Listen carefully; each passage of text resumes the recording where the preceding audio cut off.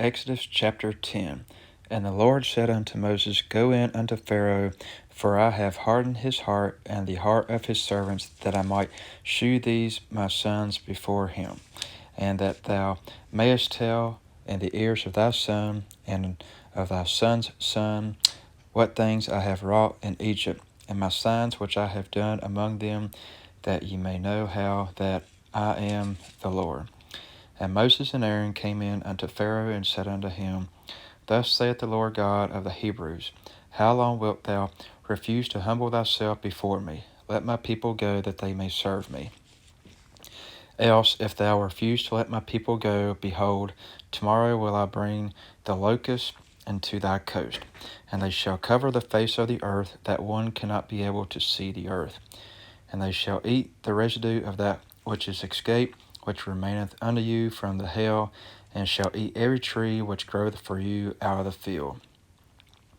And they shall fill their houses, and the houses of all thy servants, and the houses of all the Egyptians, which neither thy fathers nor thy fathers' fathers have seen, since the day that they were upon the earth unto this day.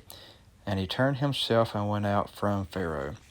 And Pharaoh's servants said unto him, How long shall this man be a snare unto us? Let the men go, that they may serve the Lord their God. Knowest thou not yet that Egypt is destroyed?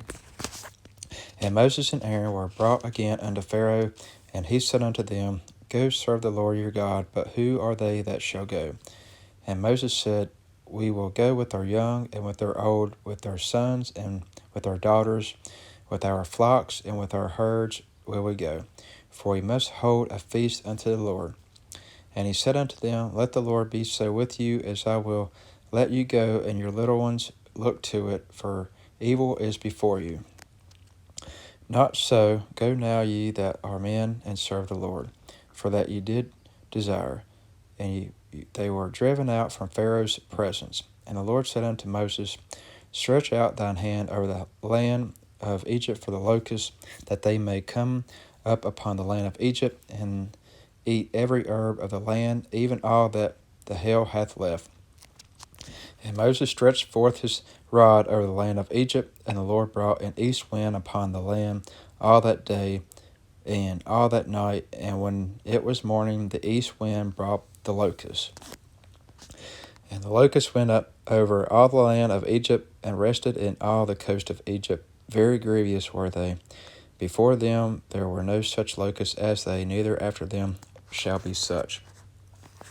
For they covered the face of the whole earth, so that the land was darkened, and they did eat every herb of the land, and all the fruit of the trees which the hail had left, and there remained not any green thing in the trees or in the herbs of the field through all the land of Egypt. Then Pharaoh called for Moses and Aaron in haste, and he said, I have sinned against the Lord your God, and against you. Now therefore forgive, I pray thee, my sin only this once, and entreat the Lord your God, that he may take away from me this death only. And he went out from Pharaoh and entreated the Lord, and the Lord turned a mighty strong west wind, which took away the locusts and cast them into the Red Sea. There remained not one locust in all the coast of Egypt. But the Lord hardened Pharaoh's heart, so that he would not let the children of Israel go. And the Lord said unto Moses, Stretch out thine hand toward heaven, that there may be darkness over the land of Egypt, even darkness which may be felt. And Moses stretched forth his hand toward heaven, and there was a thick darkness in all the land of Egypt 3 days. They saw not one another, neither arose any from his place for 3 days, but all the children of Israel had light in their dwellings. And Pharaoh called unto Moses and said, Go ye, serve the Lord, only let your flocks and your herds be stayed, let your little ones also go with you.